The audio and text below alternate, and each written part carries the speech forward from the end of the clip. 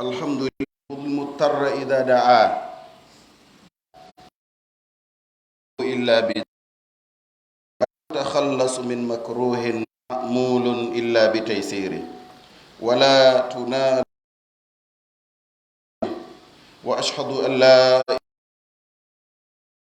لا شريك له وقيوم محمدا عبده ورسوله المبعوث بالله وسلم عليه وعلى آله فهذه وصايا نافعة حين إنه ولي reenede e hunde sona wondude nden ka Allah kan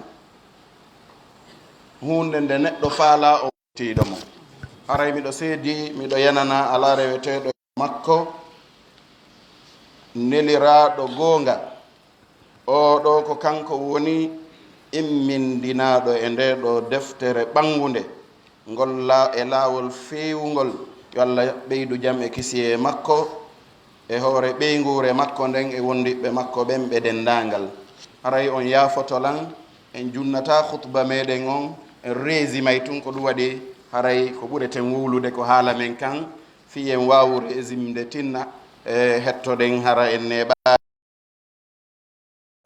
haray khutba meɗen on ko woni yiilade ko fi wasiyiji sappo ɗi julɗo on hani wasiyotoɗen julɗo on ko honno kanko julɗo on o wawi rentorde e nde ɗo nawnare wonde jindude e hoore leydi ndin. ɗon andi no hulɓini aduna on moƴƴa kono julɗo on kañum no hani hurirde noon julɗo no ndira e no kefere on kañum woni hulirde noon.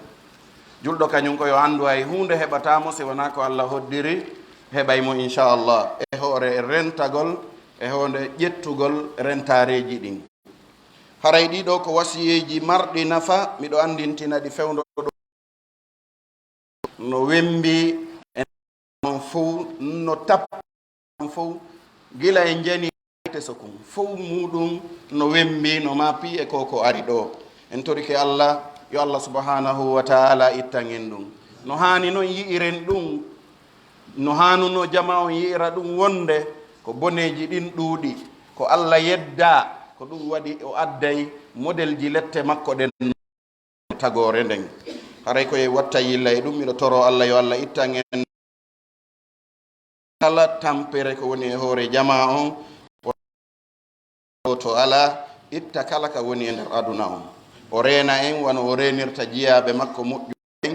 haray wasiye arano on ma yuqalu qabla nuzulil bala ko honɗum wowlete aɗo jarrabuye on arde taw ɗo yo ar an julɗon ko ɗum hanuɗa wadde.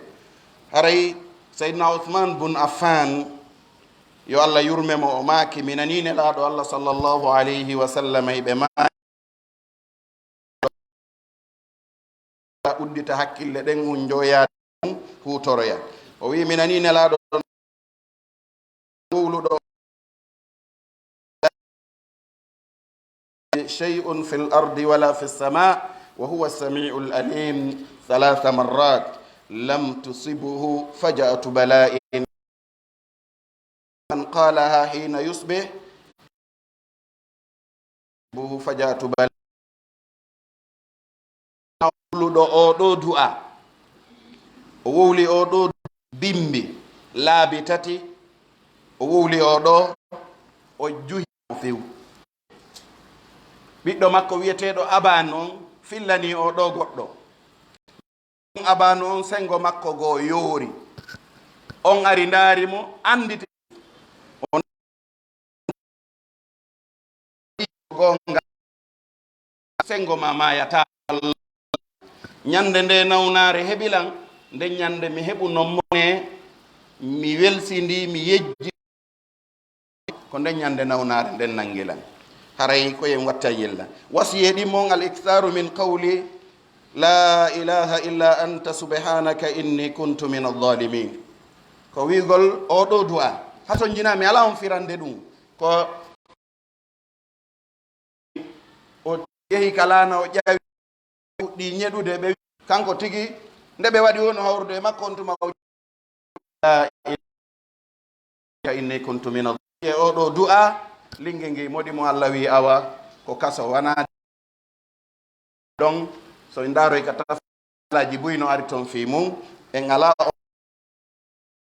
don do haray on tuma Allah wi si o wonano jantotoɗo inde Allah o ñiiɓayno ka reedu lingingi ton ha darngal daro karamokoɓe tawhid ɓen ɓe wi ɗum oɗo aya no holli wonde Allah no wayla kodruye ko o hoddirno ko haɗi o lutta ton ko ɓay o wowli o ɗo du'a Allah wayli kodruye ko hoddirno ko ngaray wata en welsino daare ɗum ɗo no weli wowlude ha kono noon wonande woɓɓe enen hiɗen welsidi moƴƴa yo Allah arti en wowlen ɗum haray ko wano noon neɗɗo on tigi wona du Allah subhanahu wa ta'ala o ɗuɗɗina wowlugol oɗo du'a la ilaha illa anta subhanaka inni kuntu min adh-dhalimin ko wano noon nelaɗo Allah sallllahu alayhi wa sallam kamɓe tigi ɓe maaki wonde du'a annabi yunusa mo du'i on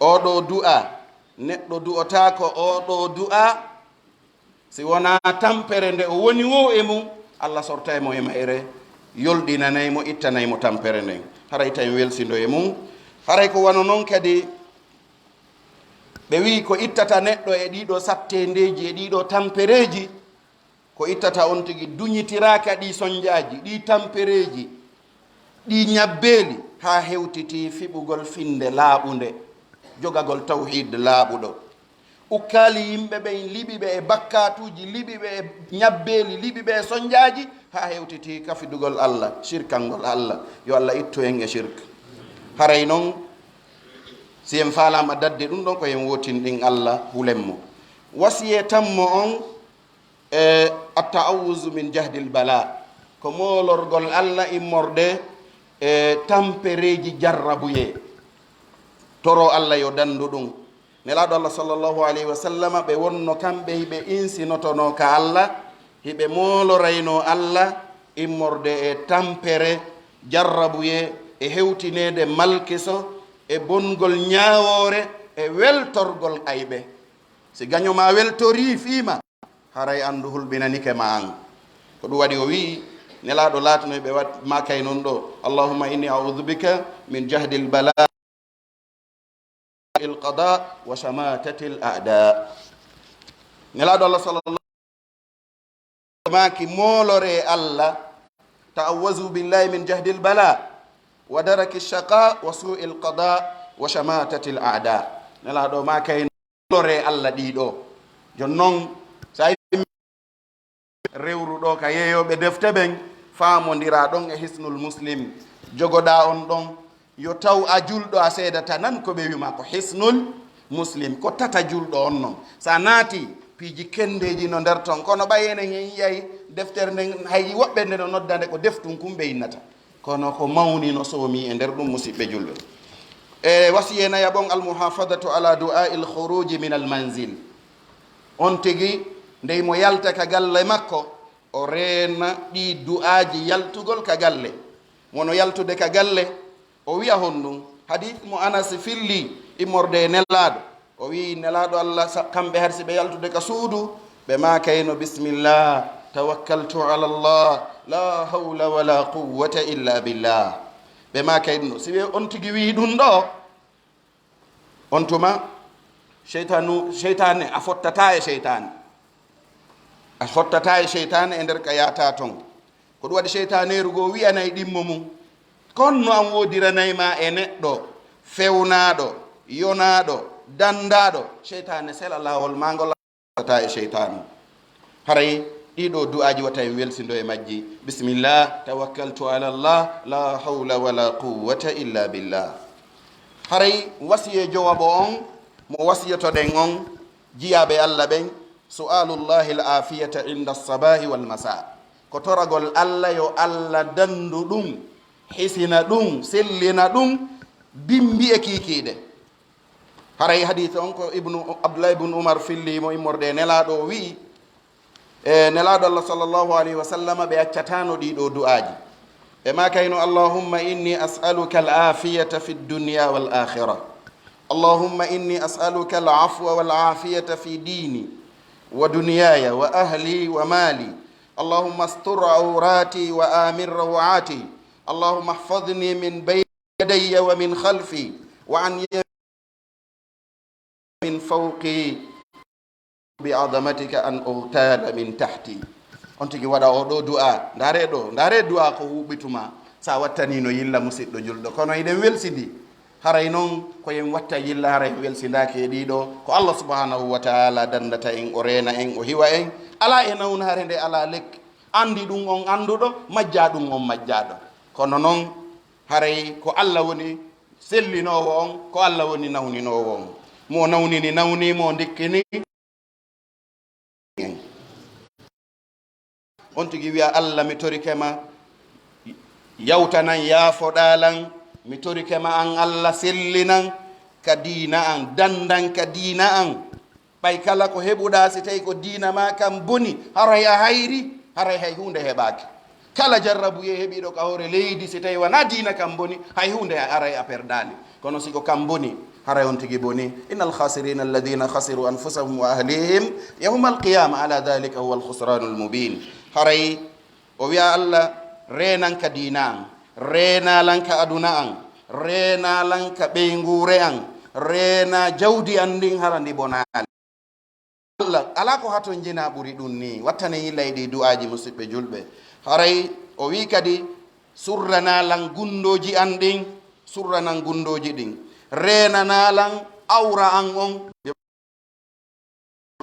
haray o wi Allah renan sengo yeeso an renalan ɓaawo an renalan ka ñaamo an renalan ka nano an renalan sengo dow an. Allah mi molori mangural mangal nde mi jamforte sengo ley am mi warire sengo ley goɗɗo yewtiranalan ley o sa yimbinalan haray miɗo molo katratu du'a ngol toragol Allah. haray noon ibnu alayhi wa sallam ɓe maaki futihat lahu abwabu rahma wa ma su'ila Allahu shay'an yani yus'al al afiya. haray kala udditanaɗo dambugal haray o udditanama dambuɗe moƴƴere nden yo Allah waɗu en torotoɓe mo e Allah tororaki ha hewtito kanko Allah subhanahu wa ta'ala yo torede yo dande an neɗɗo on yo selline ala ko ɓuri yidde ha hewtiti ɗum. haray du'a non nafay neɗɗo on e nden hunde tippindema jarrabuye heɓima fewtu e Allah toroɗamo o itta e jarrabuye o no nafa kadi wuren jarrabuye mo hewtalima toroɗa Allah o wi nelaɗo maki Allah waɗante gotel e piiji tati imma o okkore ko faalaɗa kon ɗon e ɗon ma sina ɗum o marane ha kala hara ma si wona ɗum o fokkintina masibo e ma toroɗa Allah du'a on ya gerda e on masibo ɗon hara o hewtalima. haray en andi toragol Allah ngol no mari nafa. aqulu qawli hadha wa astaghfirullaha li wa lakum fastaghfiruhu innahu huwal ghafurur rahim. alhamdulillahi wahda thumma salatu wassalamu ala man la nabiyya ba'da. ibadallah sabi'an tawaqqi almawadi' allati fiha alwaba. no jeeya rentagol e nokkeeli ɗi ndeɗo nawnare woni ɗin e mum on tigi rento e mum. fillama abdoullahi bun amir o fillike wonde seydna oumar bun il khattabi radiallahu an ɓe yaltunoy ɓe faala senade sham ɓe yehi ha ɓe hewti e nokkure no wi'e sarag ɓay ɓe hewti ɗon ɓe yeeta wonde nawnare épidémie no yani e ndi leydi wi'etendi sham ɓay ɓe yeetama ɗum ɓenni awa yiltoɗen. abou ubaydata amir bunil jarra o wi en yiltoto en dogay kodduri e Allah on Allah si hoddiri nangay en ala feere en dogay. seydna oumar wi hi ɗaɓɓen taw seede dalil fi ɗum ɗo ɓe landi ha tawi Abdourahmane bun Awfe ala ɗon hari mo takkiti o ari ɓe sifanimo Abdourahmane bun Awfe o wi minani nelaɗo Allah no maka ida sami'tum bihi bi ardin fala taqdamu alayh wa ida waqa bi ardin wa antum biha fala takhruju firaran min. aray o wi mi nani nelaɗo no maka si on nani nde nawnare ɗi nawnaje sifa ɗeɗo e leydi on ala ton wata on yahu e mayri. si tawi ɗum ari e leydi hiɗon nder ton wata on yaltowi on iɗon dogude nawnare nden. o wi wata on waɗɗum ɗo. haray ko wannon nelaɗo no maki kadi la yuridu lmumridu ala lmusih. marɗo nayi dammi geloɗi selluɗi wata o marɗo nawnuɗi wata ƴettu nawnuɗi mum ɗi naɓa ka oɗa yarna ɗon fi wata raaɓuɗi. haray anda noon raaɓugol ngol kadi ko e juuɗe Allah woni. ko si Allah hoddiri yo raaɓu raaɓa sina ɗum raaɓata kadi few. ko lan yusibana illa ma kataba Allahu lana. heɓata en si wona ko Allah hoddirani en kon. haysi ko ka cuuɗi wonɗa si tawi mayde nden hewtanima a yaltay yaha ha ɗon maya ɗon a ala feere. lekki wo heɓotako ɗum ɗon. en torki Allah yo dandu en ñabbeli ɗin. wa man yatawakkal ala llah fa huwa hasbu. hooloɗen Allah artiren imanu men on hooloɗen Allah subhanahu wa taala. jeetataɓum ɗum wasiye jeetataɓo on sana'iul ma'rufi wa badlul ihsan. waɗugol moƴƴereji moƴƴo e tagore nden moƴƴo e jiyaɓe Allah ɓen okkora tampuɓe ɓen okkora sonjiɓe ɓen wallito jama on walliraɓe ko wawuɗa wo ala mo wawa goɗɗum. wallir kala ko wawuɗa sakita moƴƴere giɗo ma e gaño ma okkor. Allah subhanahu wa ta'ala o hiwete. Allah subhanahu wa ta'ala o dandete. haray ɓe wi waɗugol moƴƴere ɗum no e boneji ɗin no danda ellaji ɗin no danda halakuyeji ɗin.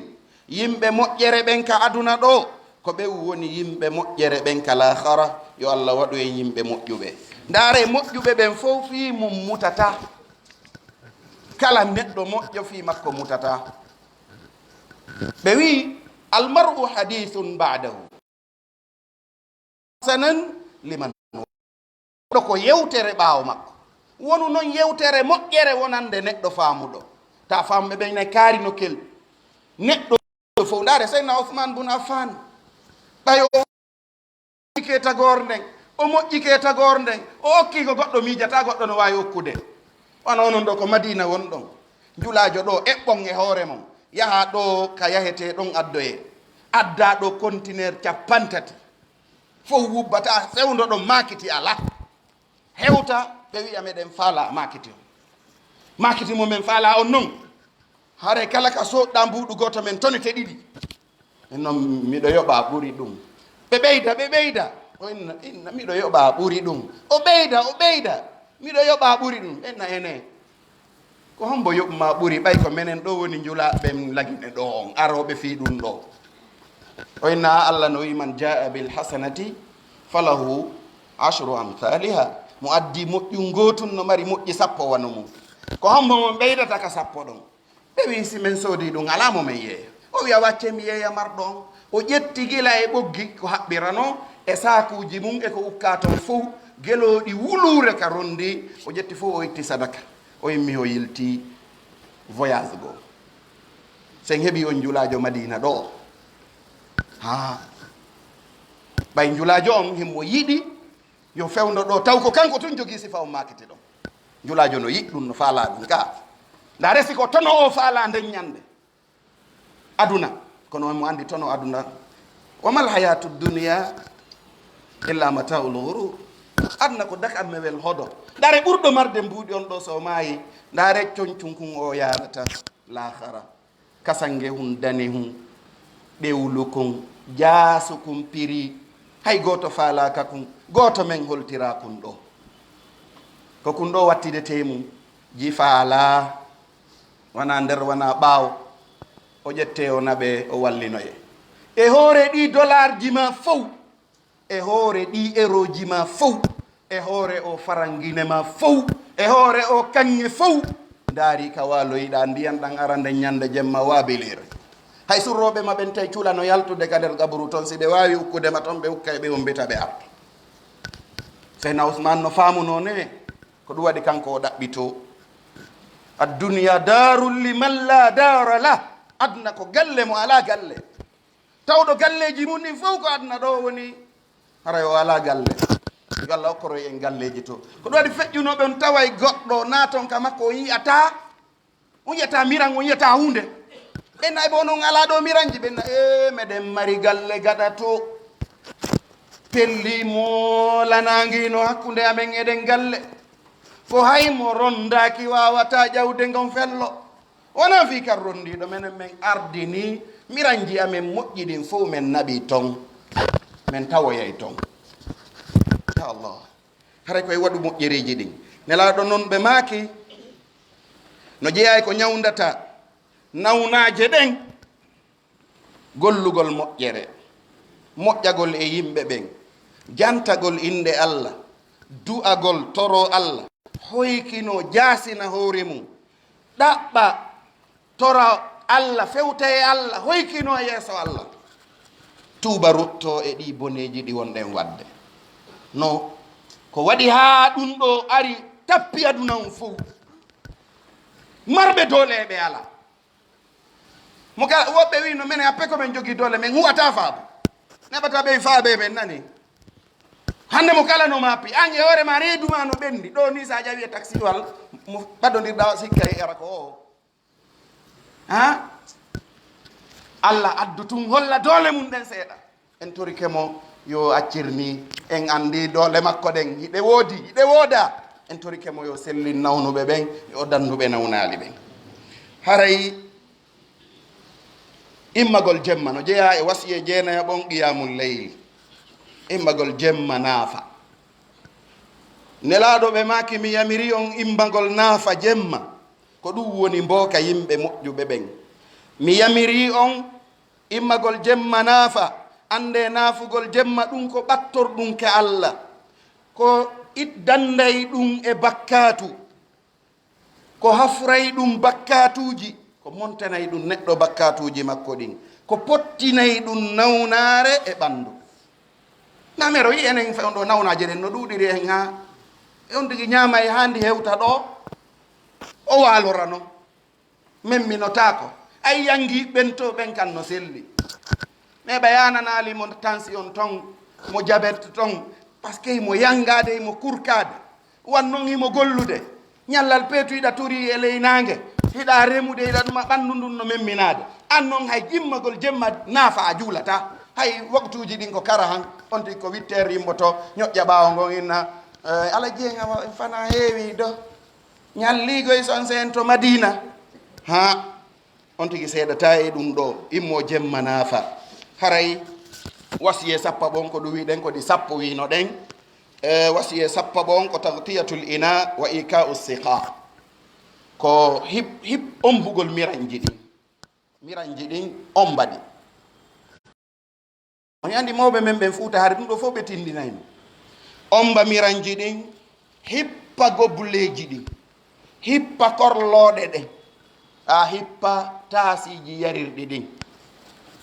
hara udditali ƴettama e Jabir ɓiɗɗo Abdullah o wi mi nani nelaɗo Allah ɓe maaka on ɓe miranji ɗin, hippe yardude ɗen, ande no e nder hitande nden jemma gooto tippoto e nder on jemma nawnare épidémie, ha nawnawi molanagi lappuwi tippoto e on jemma.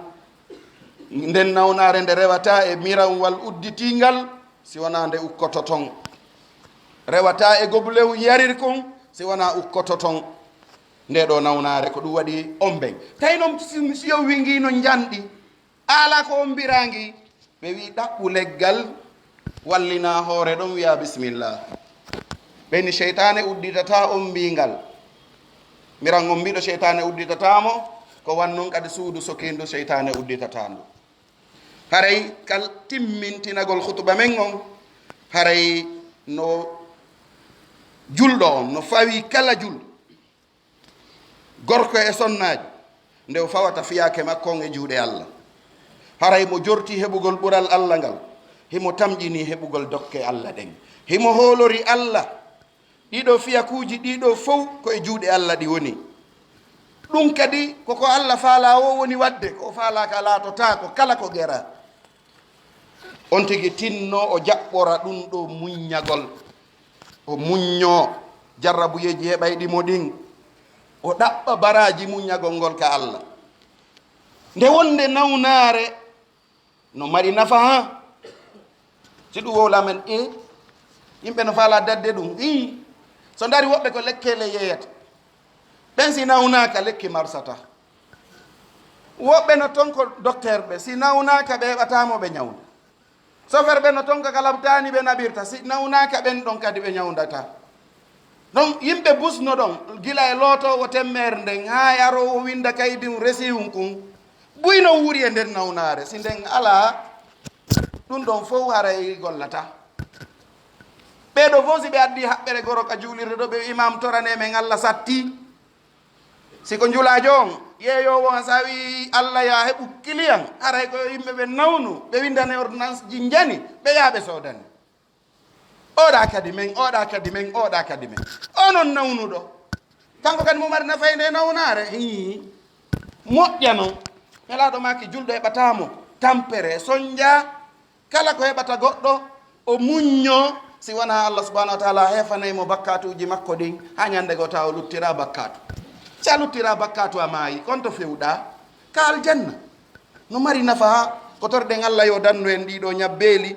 haray ko ɗum ɗo hanuɗen wadde Allah tigi o wi innama yuwaffa sabiruna ajrahum bi gayri hisab muñi ɓen ɗon Allah yoɓayɓe ko alda wo e hasbore haray ko noon ɓe holli kadi ka khutba meɗen ka lig ko ɓe addi kon ɓe holli wonde koyo yimɓe ɓen wattu soodagol ngol sooɗo ɗen waɗen caabune ɗen hollen ɓiɓɓe ɓen laaɓal ngal ɓeyden laaɓal ngal déjà julɗo kañum no laaɓigoy kono ko yen ɓeydu laaɓal ngal haray ko ɗum woni ko haani tumbodire ɗen jane ɗuyta ɗe gilandema ka peeraji gilandema ka e dennaboji e kala tumbodire jane ka watte haray fof ko yo ɗuyte ko ɗum ɓe holli fi ƴettugol mesure fi nawnare nden fi watande heɓu doole Allah tande heɓu doole kamen ɗo Allah tande naatan en ga yeru ko naati kon yo Allah hattinir noon